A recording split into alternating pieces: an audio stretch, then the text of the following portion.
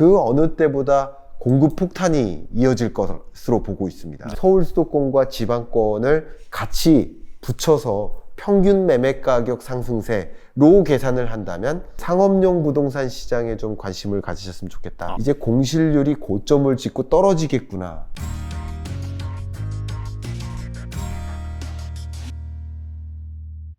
그리고 우리가 이제 위드 코로나로 본격적으로 전환한다 하더라도 사실 이 디지털 전환에 대한 트렌드는 또 거스를 수 없는 그런 부분이긴 하거든요. 투자 관점에서 이러한 상황에서 주목해야 되는 포인트는 뭐가 있을까요? 많은 분들이 좀 오해하시기를 코로나19로 언택트 시대가 왔다. 코로나19로 디지털 대전환이 시작됐다. 근데 이게 아니거든요. 원래부터 진전되고 있었거든요. 그러니까 가장 대표적으로 언택트를 보여주는 숫자적인 증거가 여러분의 은행 서비스를 이용하는데 대면 거래로 의존하냐 아니면 비대면 거래로 의존하냐 ATM으로 의존하냐 이건데 이미 대면 거래 의존도가 2005년에 26%였습니다. 근데 2021년 기준으로 5%로 떨어졌어요. 네네. 대신 인터넷 뱅킹에 대한 의존도 비대면 거래죠. 이게 75%까지 끌어올라갔습니다. 상당히 많이 올라갔네요. 그러니까 모든 것이 대면 거래는 줄고 비대면 거래가 느는 이런 구조로 전환되는 양상은 코로나19 때문에 온 게 아니라는 거죠. 원래부터 언택트로의 전환, 디지털 대전환이 일어나고 있었다는 거죠. 또 하나의 증거가 온라인 쇼핑인데요. 온라인 쇼핑에 대한 의존도가 약 2013년 기준으로 10% 정도 됐었어요. 네네. 지금은 전체 도소매 거래액에서 온라인 쇼핑 의존도가 26%입니다. 그러니까 지속적으로 온라인 쇼핑에 대한 의존도가 늘어나고 있는 모습이에요. 대신 그만큼 오프라인 쇼핑에 대한 의존도는 줄어들고 있는 모습이에요. 이게 언택트를 보여주죠. 근데 이런 변화가 코로나19 때문에 온 것이 아니다. 원래부터 그런 디지털 대전환이 일어나고 있었는데 코로나19는 오히려 그것을 가속화시켰을 뿐이다. 역시 초가속인 거죠. 방향을 바꾼 것이 아니라 속도를 바꿔놓은 것이다. 그렇기 때문에 우리가 주목해야 될 것은 어떤 기업들이 이런 디지털 대전환을 더 차질 없이 준비를 해왔고 실제 코로나19 충격에서도 디지털 대전환이라는 거스를 수 없는 그 패러다임 변화, 트렌드에 준비를 했던 기업들은 기회를 봤던 것이고 준비하지 않고 넋놓고 있었던 기업들은 낭패를 봤던 거거든요. 마찬가지로 앞으로도 이 디지털 대전환은 거스를 수 없이 가파르게 또 지금의 속도보다 이 속도의 기울기가 이렇게 올라갈 것인데 초가속인 거죠. 그럴 것이기 때문에 이 디지털 대전환이라는 거스를 수 없는 변화 속에 누가 더 차원이 다른 서비스를 제공할 것인지 그럼으로써 그 차원이 다른 제가 파괴자들이라고 표현한 이유가 이들이 먼저 그 새로운 시장을 점유를 하고 그동안에 있었던 룰을 파괴해버립니다. 파괴하고 차원이 다른 서비스를 제공해서 나머지 주자들을 압도해버립니다. 그렇기 때문에 그런 기업들에 집중을 하셨으면 좋겠다라는 말씀을 드리고요. 한 가지 대표적인 사례를 들어보면 하나만 들어드리겠습니다. 많은 유통기업들이 있는데 다 전자상거래로 서비스를 제공하고 있어요. 근데 이런 많은 전자상거래 기업들이 경쟁하고 있는 게 혹시 뭔지 아세요? 뭐를 가지고 경쟁할까요? 일단 제가 바로 생각이 든 건 물류 쪽? 그쪽 아닐까요? 예. 그렇죠. 물류를 가지고 경쟁을 하는데 궁극적인 목적은 초배송인 거죠. 그죠? 그렇죠. 네네. 누가 더 빠른 속도 안에 배송을 할 것인가를 가지고 경쟁하잖아요. 근데 재밌게도 아마존은요, 배송을 가지고 경쟁하지 않습니다. 그래요? 아마존은 반송에 집중을 합니다. 무슨 말이냐면 이게 엔티세퍼리라는 표현을 쓰는데 예측 배송 모델이에요. 그러니까 빅데이터에 기초해서 이 해당 가정이 매주 혹은 격주로 어떤 제품들을 주기적으로 소비하는지를 먼저 판단해요. 그래서 주문 없이 자동 배송을 해줍니다. 빅데이터에 기초해서 자동 배송을 해주고 그냥 주기적으로 맞춤 배송을 실시해요. 그리고 대신 쓰고 남은 물건을 그때그때 잘 반송하는 데 집중하고 있습니다. 이게 더 물류 효율적이라고 판단한 거예요. 그러니까 완전히 차원이 다른 서비스를 제공하죠. 배송에 집중할 때 여기는 반송에 집중하고 이런 새로운 표준을 가지고 다른 후발주자를 못 따라오게 압도를 하는 모습인 거죠. 그러니까 이런 식으로 향후 미래 시장을 누가 압도할 것인지, 기존의 룰을 누가 파괴할 것인지, 이런 것들을 좀 집중해 보시면서 그런 기업에게 장기 투자하는 그런 의사결정을 하시면 어떨까 하는 생각을 갖고 있습니다. 확실히 좀 주변에서 이 진짜 창조적인 혁신, 기존의 룰을 바꿔버리는 그러한 서비스를 제공하는 기업이 있는지 잘 찾아볼 필요가 있을 것 같습니다. 네. 그리고 앞서서도 잠깐 말씀을 해주셨는데, 정권이 바뀌면서 이 부동산 시장 전망 어떻게 될 것인지 많은 분들이 궁금해 하시거든요. 뭐 지금 상황에서는 뭐 지방에서는 일부 뭐 미분양이 속출하고 있다, 그런 얘기도 좀 들리기도 해요. 그래서 이 부동산 시장이 과연 어떻게 흘러갈 것인지 그 부분에 대해서 말씀해 주시면 좋을 것 같습니다. 자, 부동산 시장은 그 부동산 시장의 전망이라는 얘기는 다른 말로 전국 평균 아파트 매매 가격을 전망하는 거잖아요. 네. 그러니까 주식 시장을 전망한다 그러면 보통 코스피를 전망하는 거잖아요. 그렇죠. 네. 근데 부동산 시장을 전망한다는 얘기는 전국 평균 아파트 매매 가격을 변수로 두는 거예요. 종속 변수로 두는 거예요. 그러면 이 변수를 예측하는 데 들어가는 산식이 있을 겁니다. 그 산식은 그냥 이 신정부의 부동산 정책, 이것이 그냥 부동산 매매 가격을 결정짓는 게 아니죠. 그렇죠. 정책 말고 수요와 공급과 거시경제, 통화정책, 이런 것들이 같이 산식을 이루는 거죠. 여기에 한 단계 더 붙는 것이 인구죠. 그러니까 이런 것들을 같이 산식을 놓고 본다면, 일단 정책이라는 측면만 고려한다면, 나머지 산식에 들어가는, 이 산식에 들어가는 나머지 변수는 그냥 고정되어 있다라고 먼저 가정하고, 부동산 정책만 본다면 그 어느 때보다 공급 폭탄이 이어질 것으로 보고 있습니다. 네네. 그래서 210만 호 정도의 공급이 있고요. 또 문재인 대통령 정권 기간 동안 공급을 확대하기 위한 그 정책 기조의 효과가 드디어 나타나기 시작합니다. 22년 하반기부터. 네네. 그렇기 때문에 이 부동산 공급이 굉장히 많아집니다.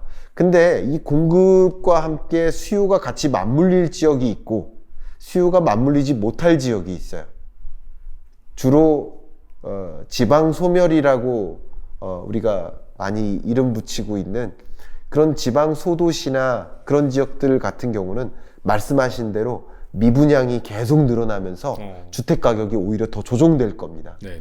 그러나 서울과 수도권의 경우에는 이 수요가 계속 뒷받침되는 지역이 있기 때문에 공급이 이루어지는 만큼 추가적으로 수요를 초과하기는 어려워요. 수요를 초과하는 것만큼의 공급이 있지는 못할 것으로 예견되기 때문에 가장 두드러지는 부동산 시장의 흐름, 주택 매매 가격의 흐름은 서울과 또 경기, 이 수도권과 비수도권 간의 탈동조화, 그러니까 따로따로 움직이는 흐름, 그것은 거의 예견되다시피 한다라고 말씀을 드리고 싶습니다. 실제 인구가 20년부터 감소하기 시작했거든요. 여러분들이 좀 착각하시는 게 생산 연령 인구 혹은 생산 가능 인구라는 단어와 인구는 다른 거거든요. 그렇죠. 근데 2020년까지는 인구가 증가해 왔어요. 증가하는 속도가 둔화되어 있었던 거죠. 근데 2020년에 고점을 찍고 21년에는 인구가 감소하기 시작했습니다. 그러니까 인구 감소가 같이 맞물리면서 이 공급 폭탄 정책이 맞물리면서 가격이 하락할 수도 있다라고 보고 있는데 그 보고 있는 그 지역이 다르다는 거죠. 왜냐하면 수요가 그만큼 뒷받침되는가 아닌가, 네네. 이것을 좀 보시면 좋겠고요. 또 한 가지는 그 시장에, 저는 이 시장을 이제 지역으로 놓고 평가를 하고 있는데, 수도권의 이 부동산 시장 같은 경우는 이 윤석열 당선인의 정책 기조가 규제 완화에 있잖아요. 그렇죠. 그러니까 초과 증축을 허용한다든가 리모델링을 허용한다든가 이런 규제 완화와 또 대출 규제 완화, 이런 것들을 진행할 것이기 때문에 가치 자체가 올라가는 거죠. 그러니까 하나의 같은 사이즈의 땅 공간 안에 계속 더 많은 그 인구가 사는 거예요. 제가 이 한양대학교에 소속이 되어 있어서 양쪽을 다 가보는데, 서울에도 한양대학교가 있고 이 화성에도 에리카 캠퍼스가 있습니다. 제가 에리카 캠퍼스에 어제 다녀왔었는데요. 네. 너무 아름다워요. 왜 아름답냐면 땅을 자유롭게 사용하는 거예요. 한복판에 엄청나게 큰 호수와 같은 분수가 있습니다. 너무 아름답죠. 근데 서울 한양대는요, 그 같은 공간을 빼곡하게 사용하느라고 아름답지 않아요. 그러나 그 같은 지대라고 한다면 그 가치는 더 높아질 수밖에 없어요. 왜냐하면 한 단위의 땅을 더 많이 사용하고 있거든요. 한 단위의 땅을 방만하게 사용하느냐, 더 많이 활용하느냐, 그만큼 가치가 올라가는 건 아니겠습니까? 그렇기 때문에 서울 수도권의 규제 완화로 인해서 이런 가치의 상승과 함께 수요가 뒷받침되는 그런 노력, 이런 것들이 같이 우리가 그림을 그려본다면 주택가격 상승세가 22년 하반기부터 또 두드러지게 나타날 텐데, 그 모습은 서울 수도권의 모습이고 지방권의 모습은 아니다. 근데 이제 서울 수도권과 지방권을 같이 붙여서 평균 매매 가격 상승세로 계산을 한다면 상승세가 20년에 고점을 찍었고 21년, 22년 하향 안정화될 것이다, 이렇게 보고 있습니다. 그러니까 하향 안정화 될 텐데, 다만 서울 수도권은 이렇게 올라가고 지방권은 하향 안정화되는 그런 흐름으로 저는 전망을 하고 있습니다. 한 가지 더 추가적으로 말씀드리면, 저는 이제 상업용 부동산 시장에 좀 관심을 가지셨으면 좋겠다. 아, 상업용이요? 네. 네. 왜 그러냐면 이 코로나19의 충격 중에 하나가 상업용 부동산 시장입니다. 그러니까 상가, 중대형 상가, 소형 상가, 이런 것들인데요. 왜 그러냐면 모든 부동산 시장이 거의 한 20% 정도 올랐거든요. 그렇죠. 근데 상업용 부동산 시장만 굉장한 충격을 받았어요. 왜 그러냐면 자영업자의 폐업 때문에 그래요. 그렇겠네요, 진짜. 예, 공실률이 역사상 고점을 찍었어요. 그러니까 그 코로나19 이전부터 상업용 건물 건축은 계속 이루어졌었고, 그리고 상업용 건물을 건설하는 과정에서 철강 스크랩이나 이런 가격이 급등하면서 이게 공급은 제대로 됐는데 가격은 높아지고 임차료도 반영이 되고, 그런데 폐업은 이어지고 수요 공급이 안 맞았던 거예요. 그러니까 상업용 부동산 시장은 여러분 주목하셔야 될 단어가 폐업과 공실률입니다. 네네네. 그러니까 그렇기 때문에 중대형 상가의 공실률이 고점을 찍었는데, 위드 코로나 선언이 왜 중요한 거냐면 여러분의 소비 심리는 이미 제자리로 돌아왔거든요. 그 불안감이 이미 없어졌거든요.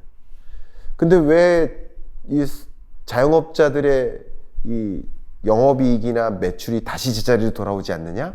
이것은 거리두기 단계 때문에 그래요.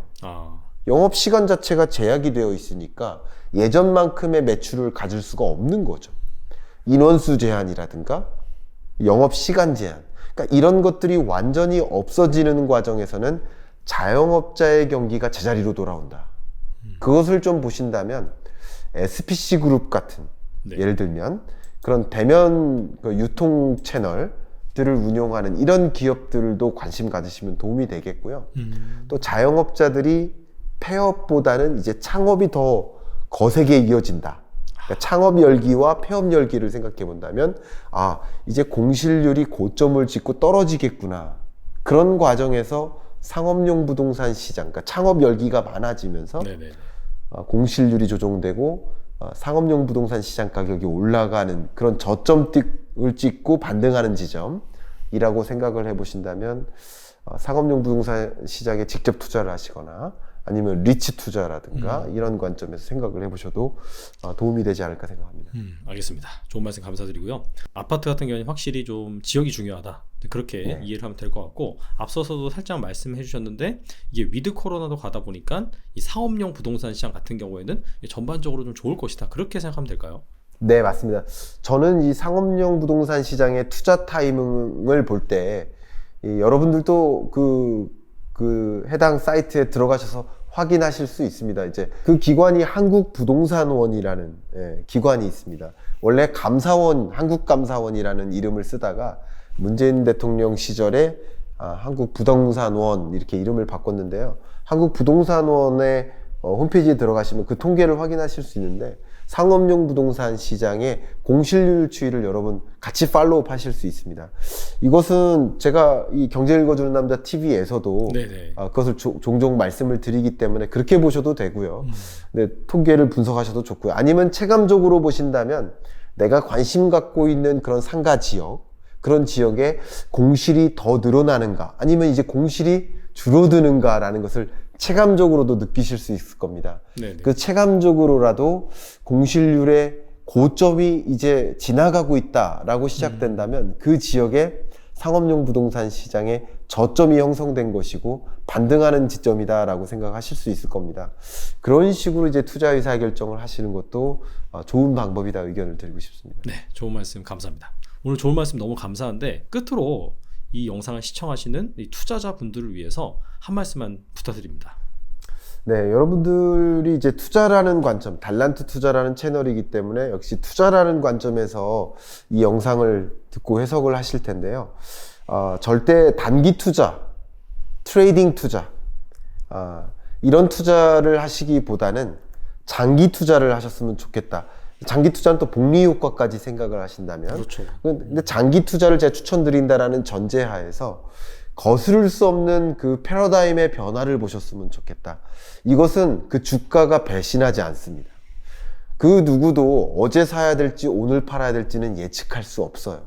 그러나 그 거스를 수 없는 패러다임, 그 트렌드는 예측할 수 있습니다. 그러면 거스를 수 없는 변화 속에 어떤 유망한 산업이 있고 그 유망한 산업에 어떤 기업이 리딩을 하고 있는지를 귀 기울여 보신다면 충분히 여러분이 장기 투자할 만한, 어떻게 보면 동업자를 찾는 그런 마인드로 투자처를 찾는 그런 것은 그렇게 어려운 일이 아닐 수 있겠다라고 생각을 하신다면 상당히 많은 시간 동안 트레이딩 하시느라고 시간을 많이 기울이지 마시고, 주식 차트 보시면서 많은 시간을 뺏기지 마시고, 여러분은 여러분의 성장에 또 많은 시간을 투자하시고 장기 투자하심으로써 또 잃지 않는 투자도 하시고 또 여러분의 성장도 같이 도모하는 그런 잃지 않는 건전한 투자 하시기를 좀 추천드리고 싶습니다. 네, 뭐 저도 사실 투자를 오래 했지만 막 하루하루 열심히 막 이것저것 보고 뭐 차트 보고 한다라고 해서 뭐 그때는 내가 잘한다? 라고 생각이 들 수 있을지언정 길게 보면은 오히려 내 본업에 집중하고 장기적으로 좀 길게 뭔가 투자 의사 결정을 가져갔을 때 더 좋은 성과가 나왔다는 것은 또 제가 또 경험한 바 있습니다. 자, 그런 차원에서 오늘 교수님께서 나와주셔서 세계 경제가 이 러시아와 우크라이나 이후에 어떤 식으로 흘러갈 것인지, 그리고 또 정권이 바뀌고 위드 코로나로 진행되는 과정에서 주목해야 될 산업 트렌드, 투자처는 무엇인지 총체적으로 말씀해 주셨는데요. 정말 이 한 시간에 담기 좀 어려운 내용에도 불구하고 너무나 잘 설명해 주셔서 감사드리고, 추가적으로 궁금한 부분이 있으시다면은 또 최근 출간하신 책, 그 다음에 교수님께서도 운영하신 채널이 있습니다. 저희가 설명란에 URL을 넣어놓을 테니까 꼭 가셔서 참고하셨으면 좋겠습니다. 네, 지금까지 김강석 교수님 좋은 말씀 감사합니다. 감사합니다.